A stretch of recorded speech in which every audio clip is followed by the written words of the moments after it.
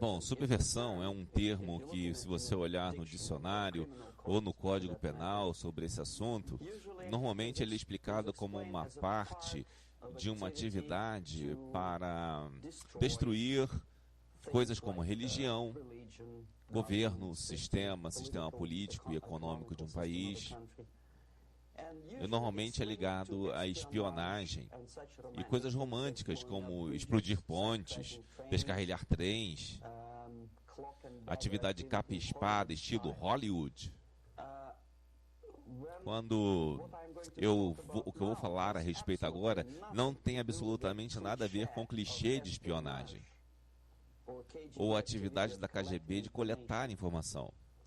Então, o maior erro, o conceito errado, eu acho, é que quando estamos falando da KGB, por alguma razão estranha, e de produtores de Hollywood a professores de ciência política, diga-se de passagem, e aspas, especialistas em assuntos soviéticos, criminólogos que se autodenominam, eles acham que a coisa mais desejável para Andropov e toda a KGB é roubar o esquema de algum jato supersônico, trazer de volta para a União Soviética e vender para o complexo industrial militar soviético. É apenas em parte verdadeiro. Se tomamos todo o tempo, dinheiro e a mão de obra que a União Soviética e a KGB em particular gasta fora das fronteiras da União Soviética, descobriremos, claro, que não há estatísticas oficiais, ao contrário da CIA ou FBI, que a espionagem como tal ocupa apenas 10 a 15% do dinheiro, tempo e mão de obra. 15% da atividade da KGB. Os 85% restantes são sempre subversão. E ao contrário de um dicionário de inglês, dicionário Oxford, subversão na terminologia soviética significa sempre uma atividade distratora e agressiva, visando a destruir o país, nação ou área geográfica do seu inimigo. Então não há românticos lá, de forma alguma. Nada de explodir pontes, nada de microfilmes em lata de Coca-Cola, nada desse tipo. Sem nonsense James Bond. A maior parte, esta atividade é aberta, legítima e facilmente observável se você se der ao tempo e trabalho de observá-la. Mas, de acordo com a lei, esses sistemas fiscalizadores da civilização ocidental, não é crime. Exatamente por causa do conceito errado, manipulação de termos. Nós achamos que o subversor é uma pessoa que vai explodir nossas lindas pontes. Não. Subversor é um estudante que vem para intercâmbio, um diplomata, um ator, um artista, um jornalista como eu fui há 10 anos atrás. Bem, subversão é uma atividade que é uma via de duas mãos. Você não pode subverter um inimigo que não quer ser subvertido. Se vocês conhecem a história do Japão, por exemplo, antes do século XX, o Japão era uma sociedade fechada. No momento em que um barco estrangeiro chega às margens do Japão, o exército imperial japonês educadamente os mandava sumir.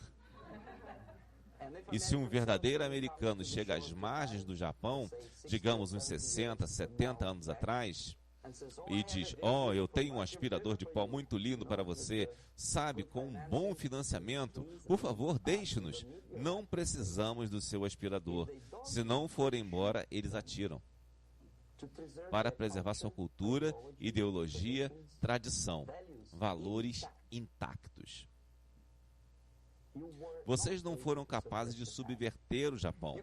Vocês não podem subverter a União Soviética, porque as fronteiras estão fechadas. A mídia é censurada pelo governo. A população é controlada pela KGB e polícia interna. com todas as lindas figuras lisas da revista Time e Magazine America, que é publicada pela Embaixada Americana em Moscou. Você não pode subverter os cidadãos soviéticos, porque a revista nunca chega aos cidadãos soviéticos. Ela é coletada nas bancas e jogada na lata de lixo. A subversão só pode ser bem-sucedida quando o iniciador, o ator, o agente da subversão tem um alvo que responde à subversão. É um tráfego de mão dupla. Os Estados Unidos são um alvo receptivo de subversão. Não há resposta similar àquela dos Estados Unidos à União Soviética. Ela para em algum lugar no meio do caminho e nunca chega aqui. A teoria da subversão remonta a 2.500 anos atrás. O primeiro ser humano que formulou as táticas de subversão foi um filósofo chinês chamado Sun Tzu.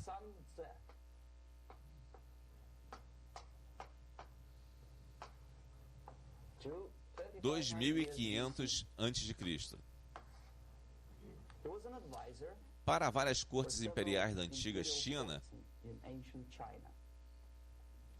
e ele disse, após longa meditação, que para implementar política estatal de uma maneira belicosa, de verdade, é o mais contraprodutivo, bárbaro e ineficiente lutar num campo de batalha. Vocês sabem que a guerra é uma continuação da política estatal, certo? Então, se você quer implantar com sucesso a política estatal e começar a lutar, esta é a maneira mais idiota de fazer. A mais alta arte da guerra é não chegar a lutar, mas subverter qualquer coisa de valor no país do seu inimigo, até o momento em que a percepção da realidade do seu inimigo deteriora a ponto de ele não perceber você como um inimigo.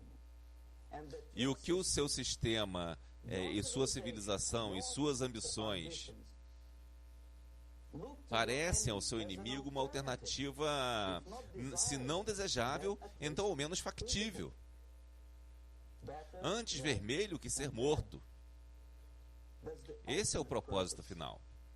A etapa final da subversão, após a qual você pode simplesmente dominar seu inimigo sem disparar um tiro, é a subversão for bem sucedida. Isso é, basicamente, o que a subversão é. Como vocês podem ver, nenhuma menção a explodir pontes. Claro que Sun Tzu não sabia muito sobre explodir pontes. Talvez não houvesse tantas pontes naquela época. Mas o básico da subversão está sendo ensinado a todo aluno da escola da KGB na União Soviética e a oficiais de academias militares, e não sei se o mesmo autor está incluído na lista de leituras para oficiais americanos. Sem falar de estudantes comuns de ciência política, obviamente. Eu tenho dificuldade de achar a tradução de Sun Tzu na biblioteca universitária. Em Toronto e depois aqui em Los Angeles, mas é um livro que não está disponível. Ele é forçado para todo estudante da União Soviética. Todo estudante que se pensa que lidará mais em sua carreira com estrangeiros é o que é subversão. Basicamente, consiste de 4 períodos. Temporalmente. Se começarmos aqui e formos nesse sentido no tempo, certo? Aqui é o ponto inicial. A primeira etapa da subversão é o processo chamado, basicamente, desmoralização. Fala por si só o que é.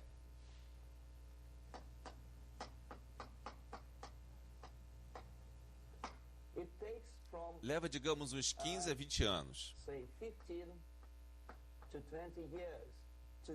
para desmoralizar uma sociedade por completo. Por que 15 ou 20 anos? Esse é o tempo suficiente para educar uma geração de estudantes ou crianças, uma geração, um tempo de vida de uma pessoa, de um ser humano que é dedicado a estudar e formar a mentalidade. ideologia, personalidade. Não mais, não menos. Normalmente leva de 15 a 20 anos. O que inclui? Inclui influenciar, ou por vários métodos, infiltração, métodos de propaganda, contatos diretos, não importa muito, vou descrevê-los depois. Várias áreas onde a opinião pública é formada ou moldada. Religião, sistema educacional, vida social, administração, sistema fiscalizador legal, militar, é claro, e áreas de relações de trabalho, trabalhador-patrão. Economia? Ok. 5 áreas. Não vou escrever porque não vamos ter espaço suficiente. Às vezes, quando descrevo todos os métodos, alunos me perguntam: você tem certeza de que isso é o resultado da influência soviética? Não necessariamente. Veja, a tática da subversão sobre a qual estou falando é similar à arte marcial, a arte marcial japonesa. Se alguns de vocês estão familiarizados com essa tática, provavelmente vão lembrar que se o inimigo é maior, mais pesado que você, seria muito doloroso resistir a seu golpe direto. Se uma pessoa mais pesada quer me acertar no rosto, seria muito ingênuo e contraprodutivo parar seu golpe. A arte chinesa e japonesa do judô nos diz que o que fazer. Primeiro, evitar o golpe, e então agarrar o punho e continuar seu movimento na direção em que estava antes, certo? Até que o inimigo bata na parede. Viu? Então, o que acontece aqui é o país-alvo, obviamente, faz algo errado. Se uma sociedade livre, democrática, há vários movimentos diferentes dentro da sociedade, há, obviamente, em toda a sociedade, pessoas que estão contra a sociedade. Podem ser criminosos comuns, em discordância com a política estatal, inimigos declarados, simples personalidades psicóticas que são contra tudo, certo? E, finalmente, para o pequeno grupo de agentes de uma nação estrangeira, comprados, subvertidos, recrutados, certo? No momento em que todos estes movimentos estiverem direcionados em uma direção, ok? Esta é a hora de agarrar este movimento e continuá-lo, até que o movimento force a sociedade inteira ao colapso, à crise. É isso aí. Então esta é exatamente a tática da arte marcial. Não paramos o inimigo, nós o ajudamos ele a ir na direção que nós queremos que eles vão, ok? Então, na etapa de desmoralização, obviamente, há tendências em cada sociedade, em cada país, que estão indo na direção oposta dos princípios e valores morais básicos. Tirar vantagem desses movimentos, faturar em cima deles até, é o maior propósito originador da subversão. Então nós temos religião, temos educação, temos vida social, temos estrutura de poder, temos relações de trabalho e sindicatos e, finalmente, lei e ordem. 1, 2, 3, 4, 5, 6, certo? Estas são as áreas de aplicação da subversão. O que significa exatamente? No caso da religião, destrua, ridicularize-a, substitua por várias seitas, cultos, que levam a atenção das pessoas, a fé, seja ela ingênua, primitiva, não importa muito, desde que o dogma religioso basicamente aceito seja erodido devagar e levado para longe do propósito supremo da religião, manter as pessoas em contato com o Ser Supremo. Isso serve ao propósito. Logo, substitua as organizações religiosas aceitas, respeitadas, por organizações fajutas, distrai a atenção das pessoas da fé real e atrai-as a várias fés diferentes. Educação. Distraia-os de aprender algo que seja construtivo, pragmático, eficiente. Ao invés de matemática, física, línguas estrangeiras, química, ensine a história do conflito urbano, comida natural, economia doméstica, sua sexualidade, qualquer coisa, desde que te afaste, ok? Vida social. Substitua as instituições e organizações tradicionalmente estabelecidas por instituições fajutas. Tire a iniciativa das pessoas. Tire a responsabilidade das ligações naturalmente estabelecidas entre indivíduos, grupos de indivíduos e substitua-as por órgãos artificialmente e burocraticamente controlados. Ao invés da vida social e amizade entre vizinhos, estabeleça instituições de assistentes sociais. Pessoas que estão na folha de pagamento de quem? Sociedade? Não. Burocracia. A principal preocupação dos assistentes sociais não é sua família, não é você, não é a relação social entre os grupos da sociedade. A preocupação principal é pegar a vontade do governo. Qual será o resultado do serviço social? Não importa realmente. Eles podem desenvolver todo tipo de conceitos para mostrar que para o governo e para o povo que eles são úteis, certo? Para longe dos elos naturais. Estrutura de poder. Vamos lá. Os órgãos naturais de administração, que tradicionalmente ou são eleitos pelo povo em geral, ou indicados pelos líderes eleitos da sociedade, são substituídos ativamente por órgãos artificiais. Órgãos de pessoas, grupos de pessoas que ninguém elegeu. Jamais. Na verdade, a maioria das pessoas não gosta deles de jeito nenhum, mas ainda assim eles existem. Um destes grupos é a mídia. Quem os elegeu? Como podem eles ter tanto poder? Poder quase monopolista sobre a sua mente. Eles podem violentar sua mente. Mas quem os elegeu? Como pode? Eles têm a ousadia de dizer o que é bom ou ruim para o presidente eleito por vocês e seu governo. Que diabos são eles? A Spiro Agnew, que era odiado pela esquerda liberal, os chamou de tropa de snobs despudorados. E é exatamente o que são. Eles acham que sabem, não sabem. O nível de mediocridade em grandes estabelecimentos como New York Times e Los Angeles Times, grandes redes de televisão, você não tem que ser um jornalista excelente. Você tem que ser exatamente um jornalista medíocre. É mais fácil sobreviver, não há mais concorrência. Você tem sua bela e boa renda. $100 mil por ano e pronto. Se você é melhor ou pior, não importa mais. Desde que você sorria para a câmera e faça seu trabalho. É isso, não há mais concorrência. Estrutura de poder, vamos lá. Lentamente é erodida pelos órgãos e grupos de pessoas que não têm nem qualificação nem a vontade do povo para mantê-los no poder e ainda assim eles têm poder. Ok? Vamos lá. Junto com isso, há outro processo. Fiscalização, lei e ordem. A organização está sendo erodida. Nos últimos 20, 25 anos, se você vir os filmes antigos e os filmes novos, você verá que nos filmes novos, um policial, um oficial do exército americano, parece burro, raivoso, psicótico, paranoico. E o criminoso parece legal, tipo, bem, ele fuma maconha e injeta droga qualquer, mas basicamente é um ser humano bonzinho. Ele é criativo. E ele é improdutivo só porque a sociedade o oprime. Enquanto o general do Pentágono é sempre, por definição, um burro, um maníaco, um guerreiro. O policial é um porco. Um policial rude, ele abusa do poder.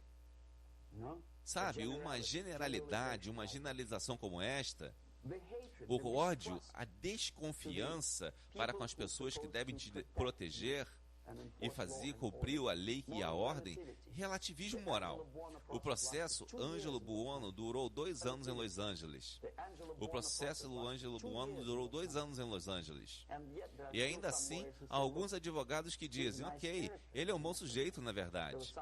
Houve testemunhas que disseram, também criminosos, disseram, ora, ele é um cara legal. Um dia eu pedi para ele queimar a casa do meu inimigo e ele não quis. Sujeito legal, erosão. Uma substituição lenta dos princípios morais básicos, onde um criminoso não é bem um criminoso. Ele é um réu, mesmo que sua culpa esteja provada. Há ainda uma dúvida: matar ou não matar, ser ou não ser. Não matarás, sim, mas esta fala não pode não ser necessariamente aplicável a um assassino. Não assassinarás, essa deveria ser a premissa, e não matarás. Ok, relações trabalhistas. Nessa etapa, dentro de 15 a 20 anos, nós destruímos os elos tradicionalmente estabelecidos de negociação entre patrão e empregado. A clássica teoria marxista-leninista de troca natural de bens,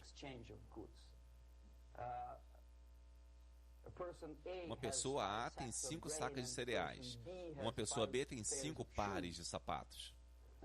E a troca natural sem dinheiro é quando eles negociam entre si. Aí apenas com a introdução da terceira pessoa C, um completo terceiro alienígena estranho que diz, não dê a ele as 5 sacas de cereal, dê-as a mim, e você me deu seus 5 pares de sapato, e eu distribuirei de acordo. Então a economia irá... esta é a morte da troca natural. Bem, os sindicatos foram estabelecidos há 100 anos atrás. O objetivo era melhorar as condições de trabalho e proteger os direitos dos trabalhadores, daqueles patrões que estavam abusando de seu direito porque tinham mais dinheiro. Objetivamente, naquela época e inicialmente, o movimento dos sindicatos funcionou de fato. O que vemos agora é que o processo de negociação não está mais resultando no acordo, que leva diretamente à melhora das condições de trabalho e aumento de salário. O que vemos é que após cada greve prolongada, os trabalhadores perdem. Mesmo que tenham aumento de 10% em seus salários, eles não conseguem recuperar por causa da inflação e do tempo perdido. Mas que é isso? Milhões de pessoas sofrem com aquela greve. Porque agora a economia é interdependente. Está entrelaçada com um único corpo. Se antes os siderúrgicos, digamos, 100 anos atrás, poderiam entrar em greve, ninguém sofreria. Agora é impossível. Se um lixeiro entra em greve hoje, o resto da cidade de milhões fica fedendo. Quer dizer, faltará o serviço. E em Quebec, por exemplo, os eletricistas entraram em greve no meio do inverno. Você pode congelar seu traseiro e ainda assim eles estavam em greve. Eles recuperaram o salário? Não, eles perderam. Quem ganhou com isso? Os líderes do sindicato. Qual é o motivo da greve? Melhorar as condições do trabalhador? Não, nunca. Óbvio que não é. Então qual é? Ideologia, para mostrar para esses capitalistas. É a horda obediente de trabalhadores como ovelhas, seguem essa gente e não podem desobedecer, porque se desobedecerem, você sabe o que acontece: piquete, assassinatos, caminhoneiros baleados por piqueteiros. Em Montreal, por exemplo, vi com meus próprios olhos, que fui correspondente da CBC, Canadian Broadcast Corporation International, como trabalhadores de uma fábrica de aeronaves destruíram computadores e equipamentos na fábrica. E a administração contratou fura-greves. Seus carros foram virados de ponta cabeça e queimados. Suas casas foram queimadas, seus filhos foram intimidados e houve vítimas. Disso vocês podem ter certeza. Por quê? Para melhorar as condições dos trabalhadores? Não, ideologia. Ok, isso é o que basicamente acontece. Pode ou não acontecer sem a ajuda da União Soviética, mas as tendências naturais estão sendo bastante aproveitadas e exploradas pelos sistemas de propaganda soviéticos. Como? Sempre que um sindicato entra em greve, temos um influxo de propaganda, mídia de massa, disseminação ideológica, os direitos dos trabalhadores. E repetimos como papagaios. Sim, o direito dos trabalhadores. De quem? Dos trabalhadores. Não. A única liberdade do trabalhador é vender o seu trabalho, de acordo com seu próprio desejo e vontade. É tirada dele. Por quem? Pelo chefe do sindicato. Poder ilimitado é dado, responsabilidade. Quero vender meu trabalho, não por 2,50 a hora, mas por 2. Eu não tenho direito. Minha liberdade é negada a mim. Eu sei que se eu vender meu trabalho por 2 a hora e não por 3, eu concorrerei melhor com outro cara que é preguiçoso e mais ambicioso. Eu não preciso de 3 reais, preciso apenas de 2. Não, eu fui forçado a acreditar pela mídia, pelas empresas, por agências publicitárias, que eu preciso de mais e mais e mais. Já viram algum comercial na TV para consumir menos? Não, não tem. De jeito nenhum. Se você precisa de um carro de 6 cilindros ou não, você tem que comprar. E anda logo. Quando eu estava dirigindo para cá, na estação da rádio local, um locutor empolgado disse: "Você corra, economize, economize, economize. Tem uma liquidação de meia calça." Economize? Comprando mais? Claro, claro. Seria muito ingênuo esperar que a KGB obrigasse a agência publicitária a fazer uma propaganda maluca dessas. Não, claro que não. Mas o que fazíamos quando eu trabalhava para a Novosti? Nós atolávamos editoras, organizações estudantis, grupos religiosos com literatura de luta de classes. Se não diretamente com propaganda marxista-leninista, então propaganda de aspirações legítimas da classe operária. Melhoria de vida, igualdade. Igualdade, vejam só. O presidente Kennedy uma vez disse: "Minha gente, vamos fazer a América acreditar que as pessoas nascem iguais." As pessoas nascem iguais? Há alguma menção na Bíblia ou em alguma outra escritura sagrada, em qualquer religião sobre isso? Qualquer religião? Se não acredita em mim, vá na biblioteca e procure. Não há uma única palavra sobre igualdade. Mas o oposto. Por seus feitos, Deus te julgará. O que você faz é importante, um mérito da sua personalidade. Se você não pode legislar a igualdade, se você quer ser igual, tem que ser igual. Você tem que merecer.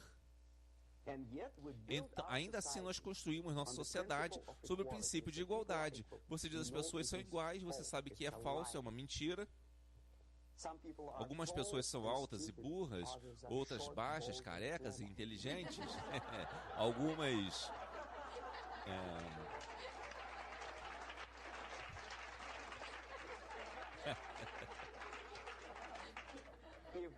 Se nós as fazemos... Se nós as fazemos iguais à força... Se colocamos o princípio de igualdade na base de nossa estrutura sociopolítica, é o mesmo que construir uma casa na areia. Cedo ou tarde ela vai desmoronar. E é exatamente o que acontece. E nós, propagandistas soviéticos, estamos tentando empurrar vocês na direção que vocês vão sozinhos. Igualdade sim, igualdade, as pessoas são iguais. Terra das oportunidades iguais. É verdade ou não? Pense bem. Oportunidades iguais? Deve haver oportunidades iguais? Para mim e para um safado preguiçoso que vem para cá, vindo de outro país e imediatamente se registra como recipiente beneficiário de seguro? Eu nunca recebi $1. Não, desculpe, eu recebi uma vez. Mas eu nunca requeri seguro. Por 13 anos eu aceitava qualquer emprego. Segurança, jornalista, taxista, qualquer coisa.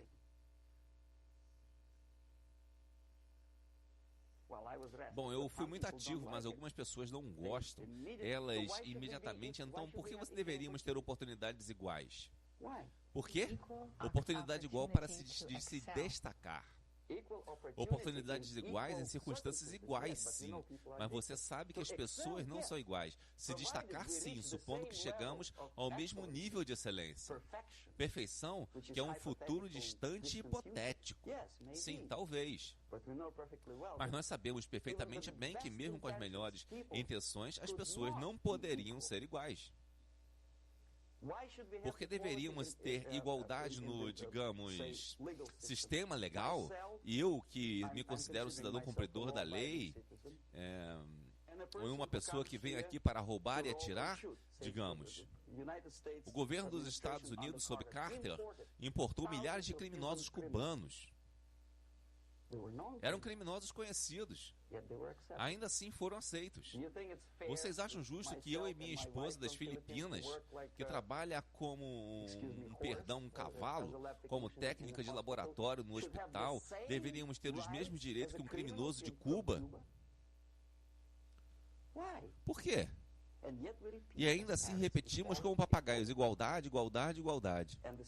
E o sistema de propaganda soviética ajuda-nos a acreditar que a igualdade é algo desejável. A democracia, tal como foi estabelecida pelos patronos deste país, deste sistema no século passado, não é igualdade. É um sistema onde pessoas diferentes, pessoas desiguais, têm uma chance de sobreviver e ajudar-se umas às outras, em constante concorrência, em aperfeiçoamento constante. Não é uma igualdade que é superimposta por um padrinho ou pessoa boazinha em Washington, D.C. É a igualdade absoluta, existe na União Soviética. Igualdade entre aspas. Todo mundo está igualmente na lama.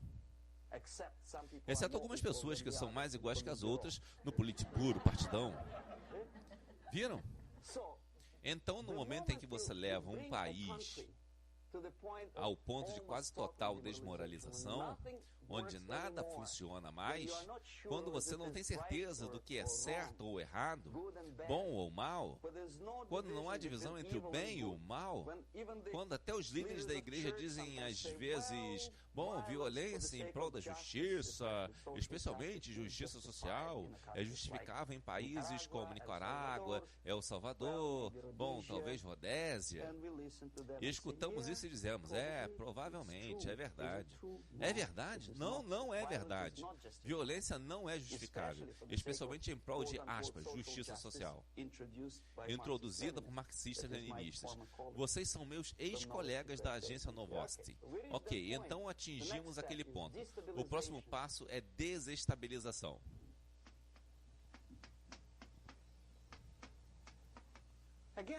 De novo, fala por si só o que é.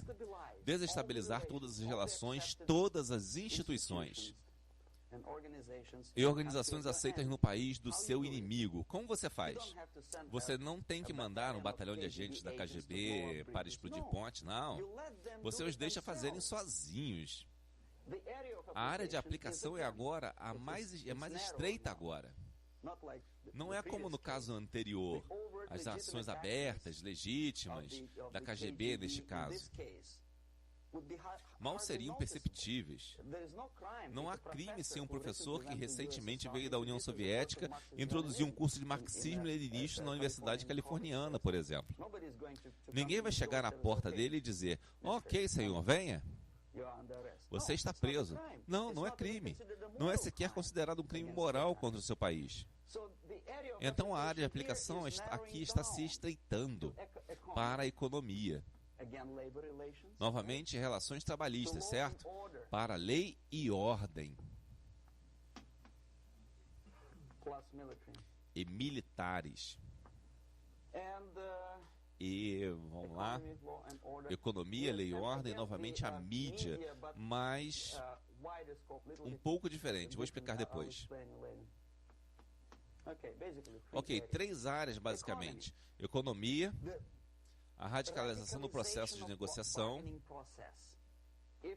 Se naquela etapa nós ainda poderíamos atingir, teoricamente, algum acordo positivo entre as partes negociantes, digamos assim, como digamos, introdução arbitrária de juízes de terceira parte, objetivamente julgando as exigências de ambos os lados, aqui é radicalização.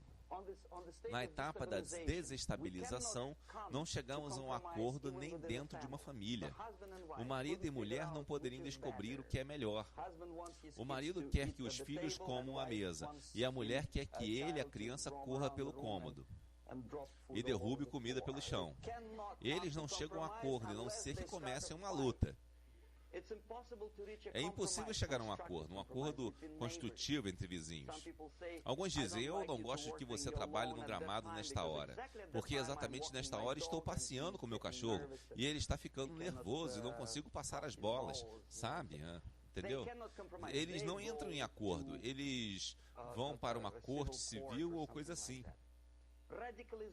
Radicalização de relações humanas. Sem mais acordo, luta. As relações normais tradicionalmente aceitas são desestabilizadas. As relações entre professores e alunos, em escolas e universidades, luta. As relações na esfera econômica, entre empregado e patrão, são mais radicalizadas. Não mais aceitação da legitimidade das exigências dos trabalhadores. Não como os japoneses com a teoria Z, se vocês já ouviram falar, onde os trabalhadores estão envolvidos no processo de decisão. Então eles não têm incentivo moral para lutar contra seus patrões. Nos Estados Unidos é justamente o oposto. Quanto mais difícil a luta, melhor. Mais heróicos eles parecem. Quando a rede Greyhound estava de greve recentemente, os correspondentes das emissoras de TV locais em todos os Estados Unidos abordavam os grevistas e eles disseram: sim, estamos fazendo algo bom. E eles pareciam heróis e tinham um público, havia uma família, o marido era motorista de ônibus e então eles tinham decidido em protesto contra os patrões acamparem em algum lugar da floresta. Eles foram apresentados à audiência como uma gente heróica e boazinha. Viram? Os embates violentos entre passageiros, piqueteiros e os grevistas são apresentados como algo normal. 10, 15, 20 anos atrás, nós ficaríamos nervosos a dizer, por quê? Por que tanto ódio? Hoje não, nós dizemos, bem, lugar comum. Radicalização, militarização às vezes, como expliquei naquela etapa. Eu me adiantei um pouco. Pessoas baleadas, ok? A lei e ordem agora.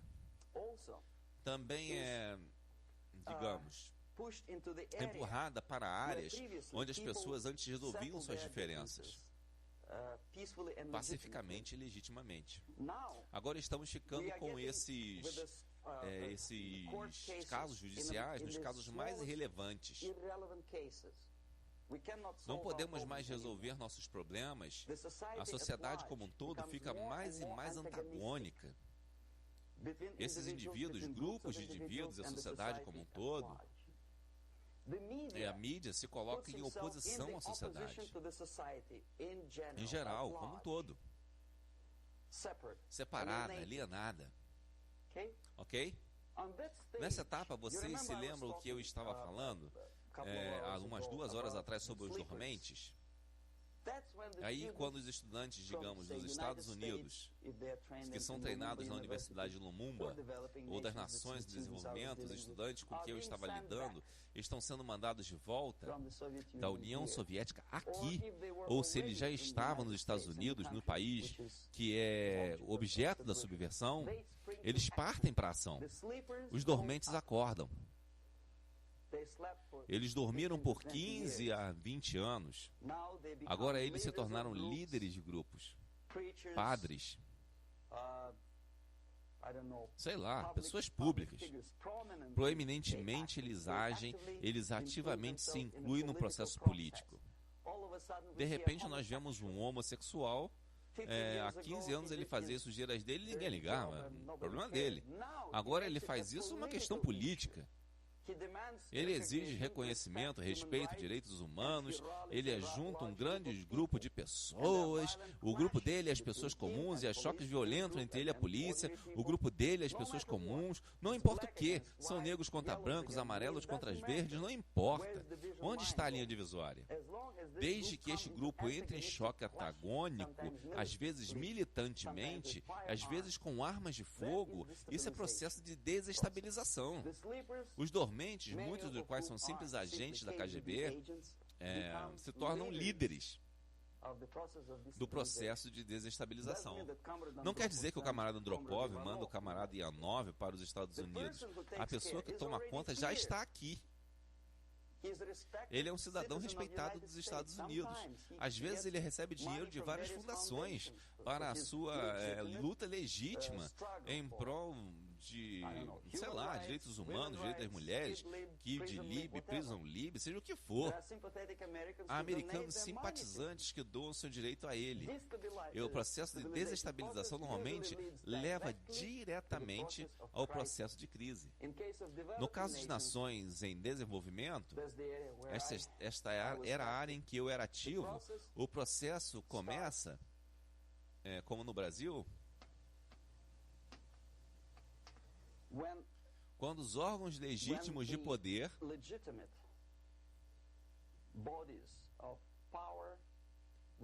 a estrutura social desmorona, não pode funcionar mais.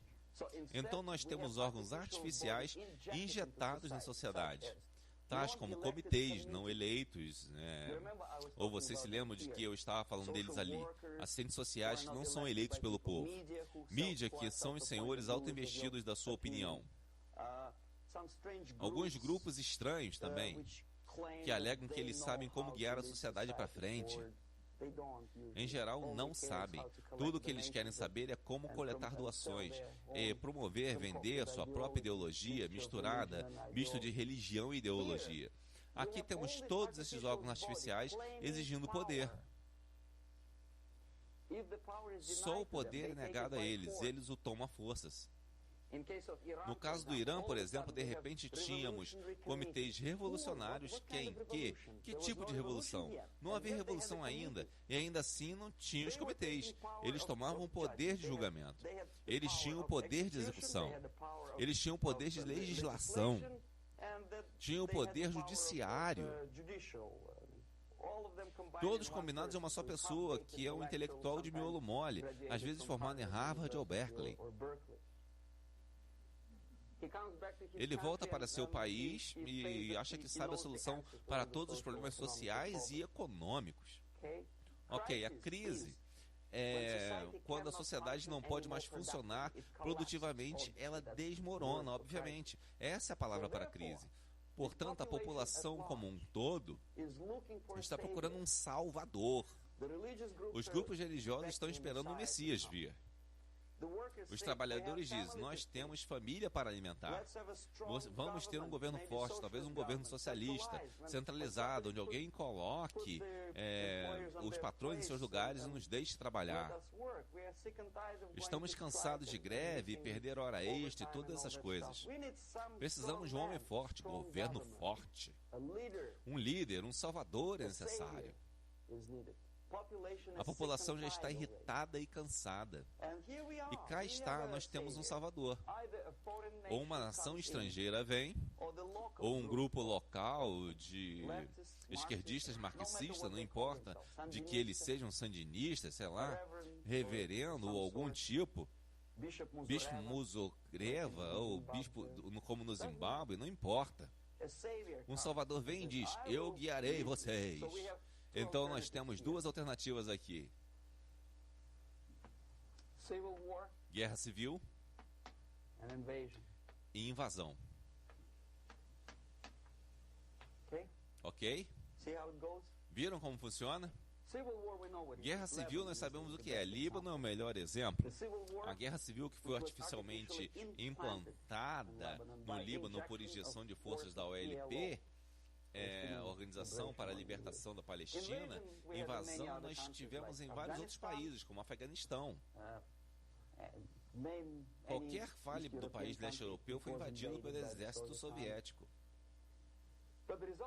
Mas o resultado é o mesmo. A próxima etapa é normalização. Normalização é uma palavra muito irônica, é claro.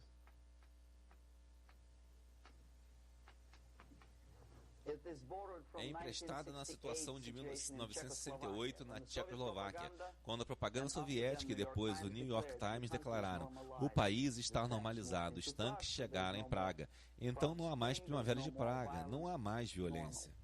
Normal, normalização.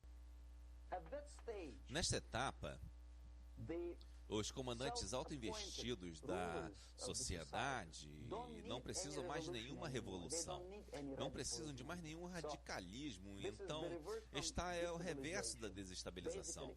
Basicamente, é estabilizar o país, à força, na marra. Então todos os dormentes e ativistas, e assistentes sociais, e liberais, e homossexuais, e professores, e marxistas, e leninistas, são eliminados. Fisicamente, às vezes. Eles já fizeram o serviço deles. Ok? Eles não são mais necessários. Os novos governantes precisam de estabilidade para explorar a nação, o país, tirar vantagens da vitória.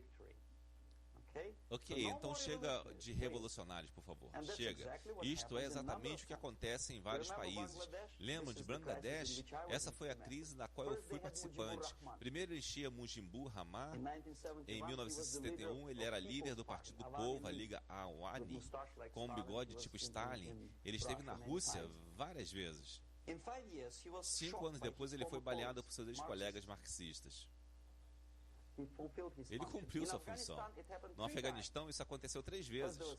Primeiro havia Tarak, depois Amin, agora Barak, e eles se mataram sucessivamente, um atrás do outro. No momento em que o cumpria sua obrigação, o primeiro desmoralizava o país, o segundo desestabilizava, o terceiro levou à crise. Adeus, camarada. Pum. Babrak Karmal vem de Moscou e é colocado em pauta. O mesmo aconteceu com Grenada recentemente. Maurício Bishop, marxista, foi morto por Augustin, como se chama? General alguma coisa, que também era marxista. Certo? Então, chega de revoluções, por favor. Normalização agora. De agora em diante, chega de greves. Chega de homossexuais. Chega de homem livre. Chega de kid livre. Chega de livre. Ponto final. Boa e sólida liberdade proletária democrática. E pronto. Agora, para reverter esse processo, é preciso um esforço enorme. Quando hoje os Estados Unidos tiveram que invadir Granada, para reverter o processo de subversão, algumas pessoas disseram: rapaz, isso não é bom, não é kosher, invadiram ali no país, a ilha de Grenada. Ora, por que você não parou o processo aqui, quando Grenada foi só abordada por esquerdistas? Por que não impedir que Maurício Bishop sequer impedisse que os grenadeiros queriam? Muito questionável. Para começar, eles não sabiam nem quem era Maurício Bishop. Ele mesmo chegou ao poder sem saber. Ok, mas não deixamos a situação avançar mais e mais e mais, até a crise. A normalização muito em breve. E aí os Estados Unidos decidem invadir o país, descobrindo que o país era inteiramente uma base militar da União Soviética. Claro que é uma medida drástica, claro que é uma pena que os fuzileiros tiveram que perder, 17 vidas, muito ruim. Por que não parar o processo antes que chegue a crise? Ah, não, os intelectuais não deixam. É interferência em assuntos internos. Eles têm o máximo de cuidado para não deixar o governo americano interferir em assuntos internos de países latino-americanos. Eles não ligam para a União Soviética interferindo nesses assuntos. Então, para reverter esse processo, daqui é preciso apenas e sempre ação militar. Nenhuma outra força na Terra pode reverter esse processo neste ponto. Neste ponto, não precisa de uma invasão militar pelo exército dos Estados Unidos. É preciso ação vigorosa, como no Chile, por exemplo. Um envolvimento discreto da CIA para impedir que o Salvador de fora chegue ao poder e estabilizar o país antes que ele entre em guerra civil.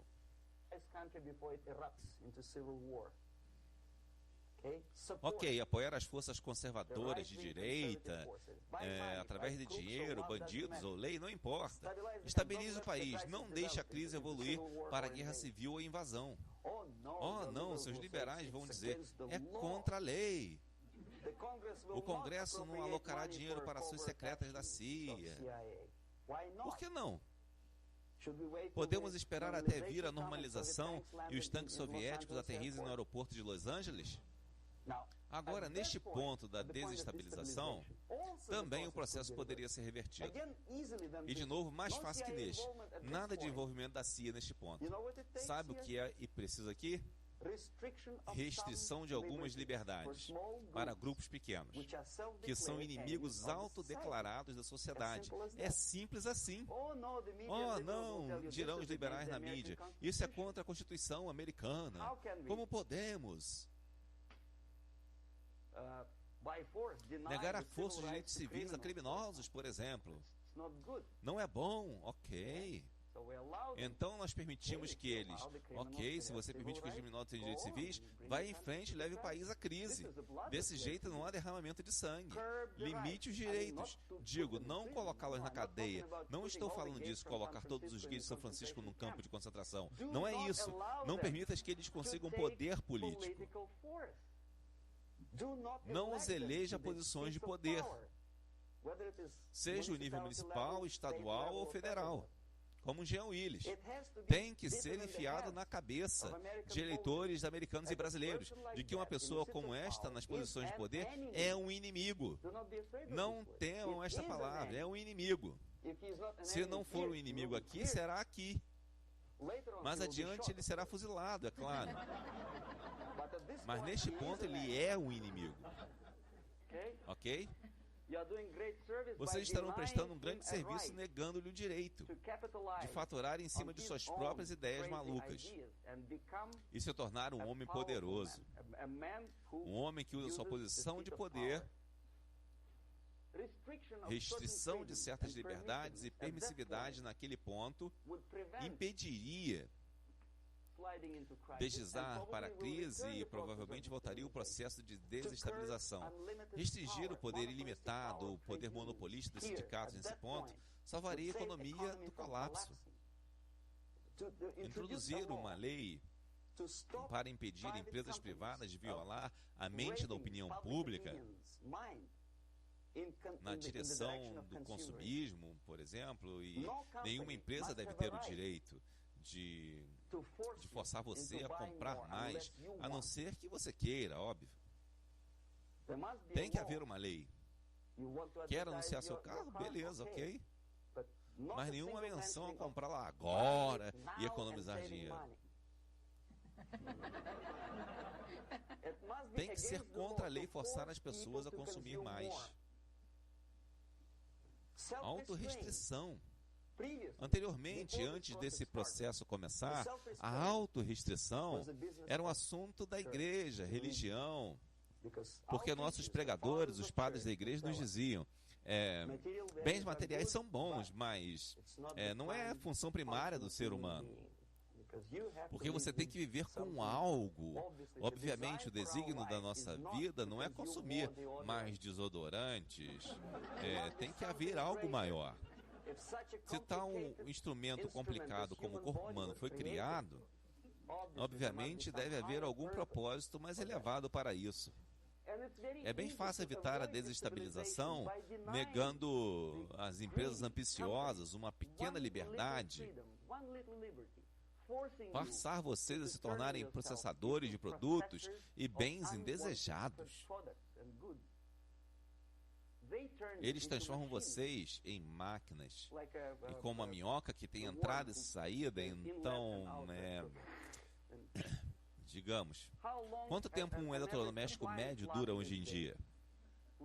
Menos de um ano. Por quê? Onde está a qualidade? Mas nós queremos que você compre mais. Ok, o processo de desestabilização pode ser facilmente vencido se, como eu digo, a sociedade, por vontade própria ou depois persuadida pelos líderes, chegar à ideia de autorrestrição. É tão difícil, queremos consumir mais, mas você tem a obrigação. A não ser que você queira chegar nessa etapa, onde, como dizemos na Rússia, se o deserto do Saara se tornar um estado comunista um dia, haverá racionamento de areia. Então você tem que limitar suas... Então, você tem que limitar suas expectativas nesse ponto. Antes que seja tarde demais, mas não queremos fazê-lo. O processo de desmoralização, de novo, é a coisa mais fácil de reverter. Antes de tudo, restringindo a importância da propaganda. A coisa mais fácil de fazer. Importação ilimitada, irrestrita de literatura soviética, jornalistas soviéticos, dar à propaganda soviética e agitadores ideológicos tempo igual na cadeia de TV americana, tem que ser impedido. E é fácil, eles não se ofenderão, veja bem. Na verdade, eles respeitarão mais a América. Mas quando seu ex-colega Vladimir Posner aparece na Nightline e Ted Koppel pergunta: bom, Vladimir, o que você pensa disso? O que ele pode pensar? Ele é um instrumento de propaganda, ele pensa o que o camarada Andropov manda ele pensar. Ele é apenas um belo e articulado alto-falante do sistema de subversão soviético. O Ted Koppel te faz acreditar que o meu amigo Vladimir Posner pensa.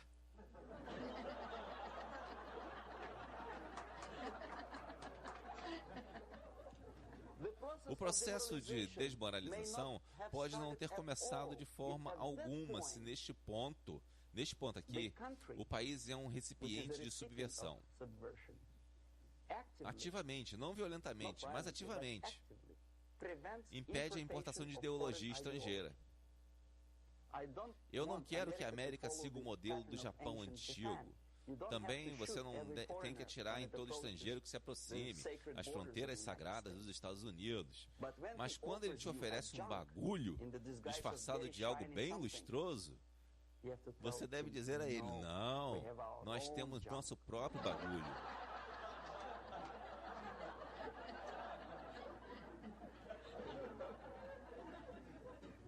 Se nesse ponto a sociedade for forte, corajosa e consciente o bastante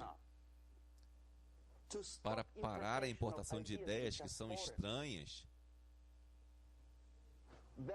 então toda a cadeia de eventos pode ser evitada.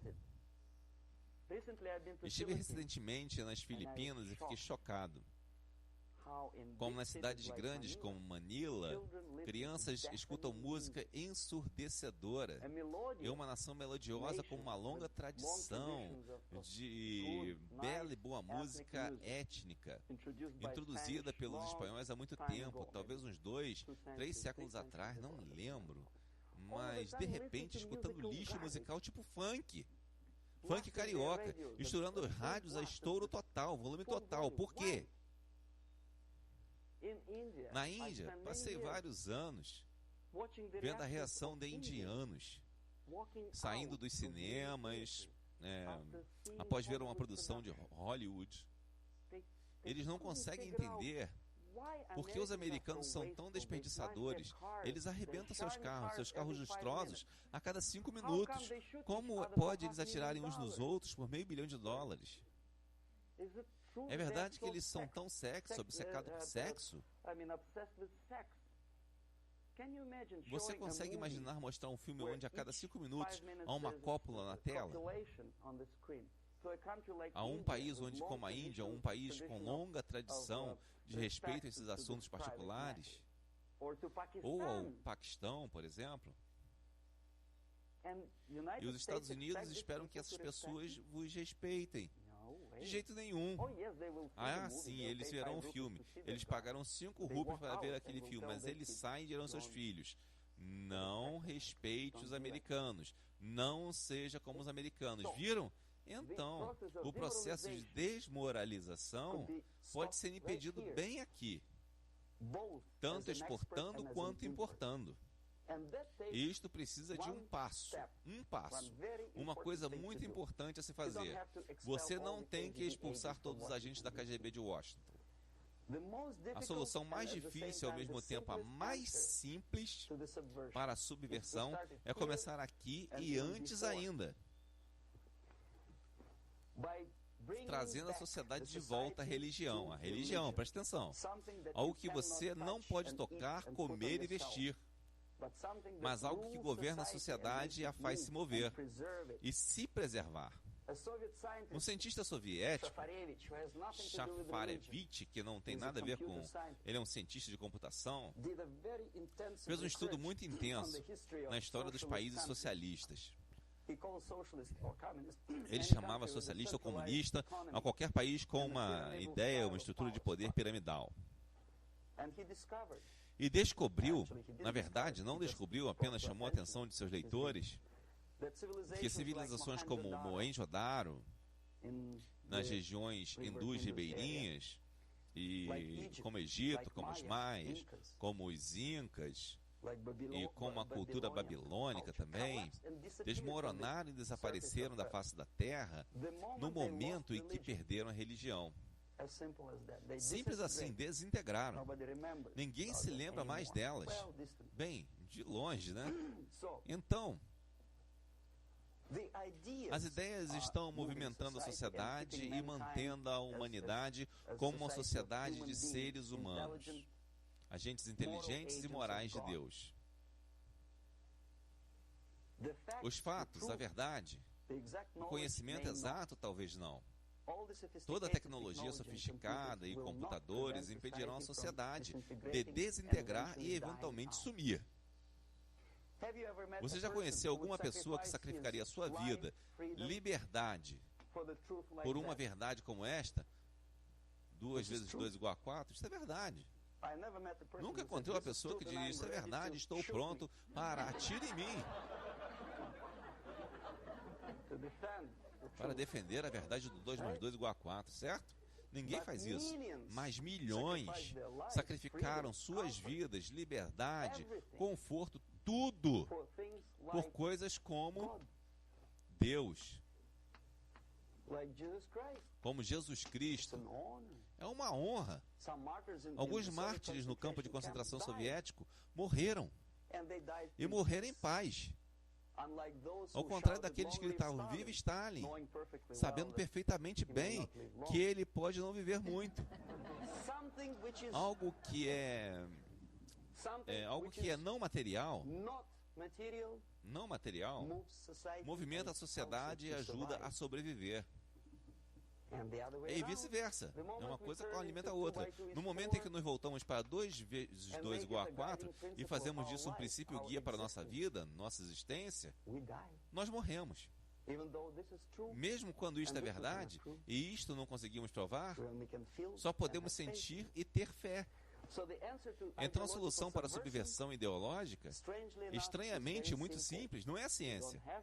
Você não tem que atirar nas pessoas. Você não tem que mirar mísseis, Pershings ou mísseis de cruzeiro no quartel-general de Andropov, nada disso. Você só tem que ter fé e evitar a subversão. Em outras palavras, vamos lá, não ser uma vítima da subversão. Não tente ser uma pessoa que no judô está tentando esmagar o adversário e é pego pela sua mão e não golpeia assim. Não golpeia assim, não faça isso. O golpeia com o poder do seu espírito e superioridade moral. Se você não tem este poder, é hora de desenvolvê-lo. E esta é a única solução. Acabou. Obrigado. Dublagem realizada por Marco Teles para facilitar o acesso ao povo brasileiro do conteúdo desse vídeo. Algumas considerações, alguma dublagem foi um tanto quanto improvisada e colocando pequenos comentários na dublagem, mas temos a legenda. Não leve isso muito em consideração, visto que a dublagem foi feita de uma tacada só para facilitar o andamento do serviço. Obrigado.